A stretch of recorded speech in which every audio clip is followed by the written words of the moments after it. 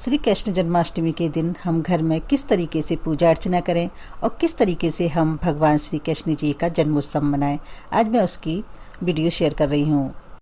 Hello friend, जय श्री कृष्णा। ब्रजवासी व्यंजन from Mathura में आपका स्वागत है। मैं हूँ सीमा पांडे। आज मैं शेयर करने जा रही हूँ कि मथुरा वृंदावन में किस तरीके से कृष्ण जन्मोत्सव मनाया जाता है। अगर आपको मेरी वीडियो अच्छी लगे तो प्लीज़ लाइक शेयर जरूर कीजिए और मेरे चैनल को सब्सक्राइब जरूर कीजिए, जिससे लेटेस्ट वीडियो आप तक पहुँच सके। हमें जन्माष्टमी के दिन मेन दरवाज़ों पर बंदरवाल लगानी चाहिए। भगवान का जो मंदिर होता है उसमें बंदरवाल से सजाएं। आप चाहें तो घर में लाइट से सजावट करें। अगर मंदिर में जगह हो तो हम मंदिर में पूजा कर सकते हैं।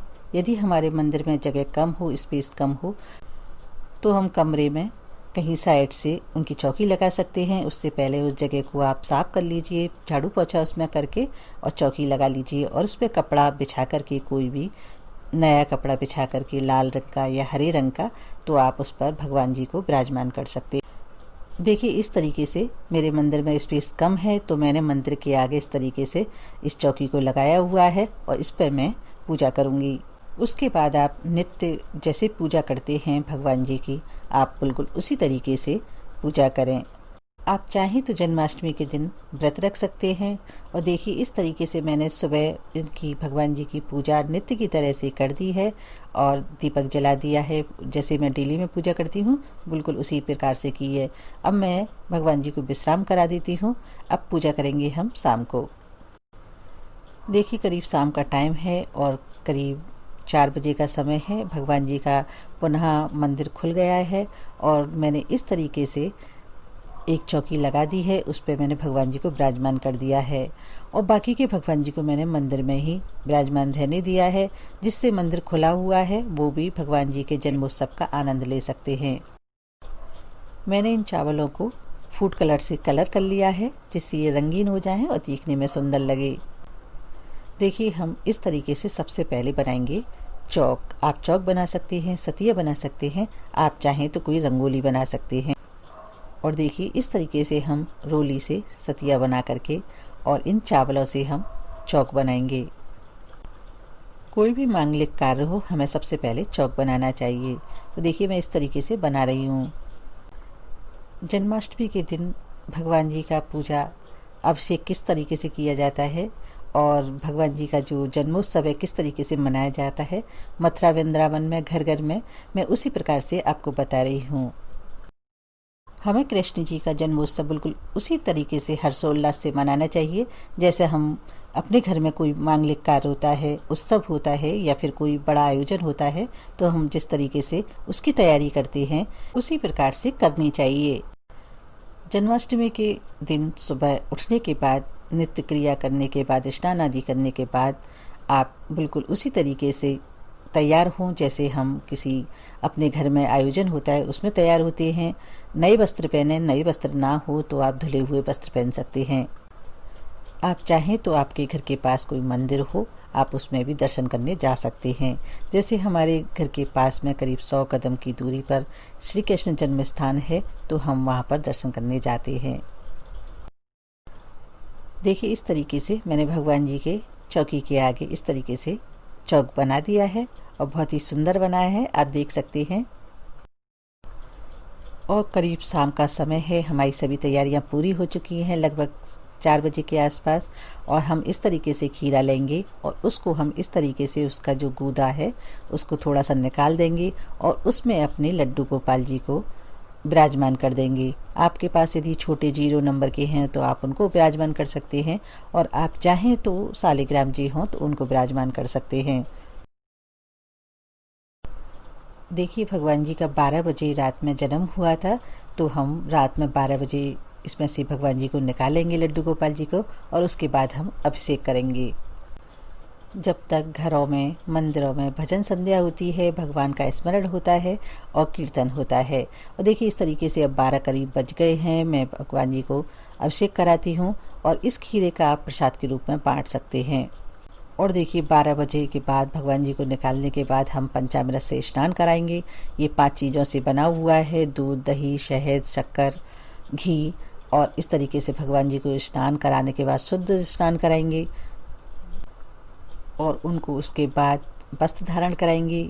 माला आदि मुकुट जो भी आप लेके आए हों आप उनको धारण कराएं। जन्माष्टमी के दिन जहाँ तक हो आप भगवान जी को भी पीले वस्त्र धारण कराएं और आप भी खुद भी घर में और मेंबर्स को भी आप पीले वस्त्र पहनाएं। इस तरीके से मैं नई माला और मुकुट लेकर आई हूँ, मैं इनको पहना देती हूँ। लड्डू गोपाल जी के लिए आप खिलौने लेकर आएं और ख़ास तौर से बंसी ज़रूर लाएं। बाद में आप चाहें तो आपके घर में छोटे बच्चे हों तो उनको प्रसाद के रूप में दे सकते हैं।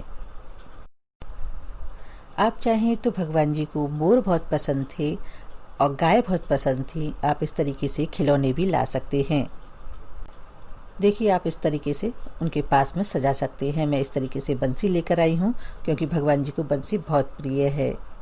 वस्त्र माला आदि धारण कराने के बाद आप उनको पुष्प अर्पण कीजिए, माला अर्पण कीजिए। आप उनका चंदन से या कुमकुम से तिलक कीजिए और बाल गोपाल जी को आप यथासंभव प्रसाद अर्पण कीजिए। आपने जो भी बनाया है, देखिए मैंने यहाँ पर इस तरीके से मेंगी पाक बनाया है और धनिया पंजीरी बनाई है। आप चाहें तो भगवान जी को पंचमेवा अर्पण कर सकते हैं, आप चाहें तो फल आदि अर्पण कर सकते हैं। यथासंभव आप पर जो उपलब्ध हो आप उसको अर्पण कर सकते हैं। देखिए इस तरीके से फल, पंचमेवा और धनिया पंजीरी, मेंगी पाक सभी चीज़ अर्पण करने के बाद इनको जल भी अर्पण करेंगे साथ के साथ। वैसे तो भगवान जी को 56 भोग पसंद है, लेकिन यथासंभव जो बन सके वो करना चाहिए और इन सब चीज़ों के साथ में तुलसी दल अवश्य रखना चाहिए, क्योंकि भगवान जी बिना तुलसी दल के कोई भी चीज़ ग्रहण नहीं करते हैं, इसलिए तुलसी दल साथ में ज़रूर प्रसाद में रखना चाहिए।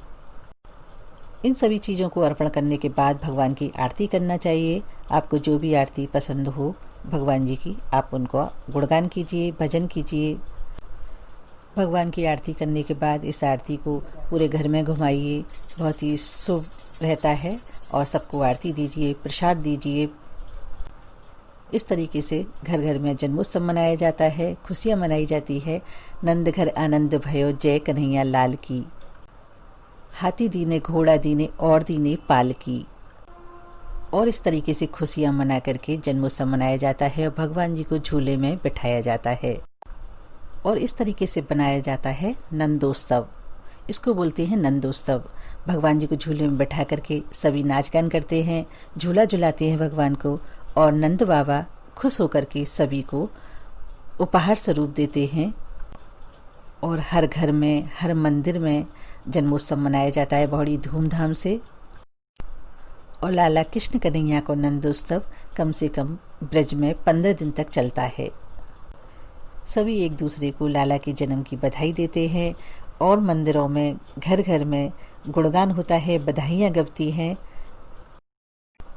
और 15 दिन बाद राधा जी का जन्म राधाष्टमी को हो जाता है। फिर दोनों का, राधा और कृष्ण जी का जन्मोत्सव मनाया जाता है। और इस तरीके से आप भगवान जी को झूले में बैठा करके झूला झुलाइए, नंदोत्सव मनाइए।